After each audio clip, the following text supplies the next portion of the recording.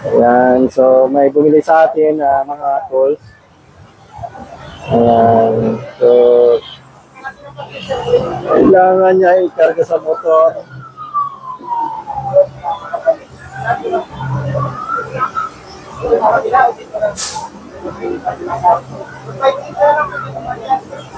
Ikot mo dyan, paikot.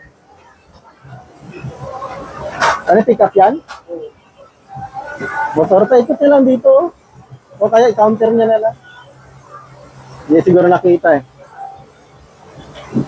Ang haba ng cord ah. Wala lang ulit na kaya.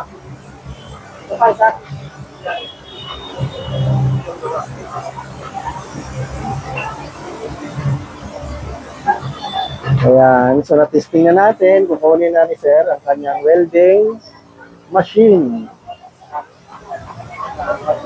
Habol tayo. Malapit ng December.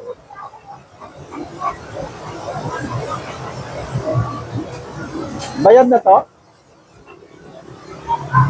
Opo, dahil lang boy. Wala kang, basahan ka, baka masakit. Yan. Kasya ba sa likod yan?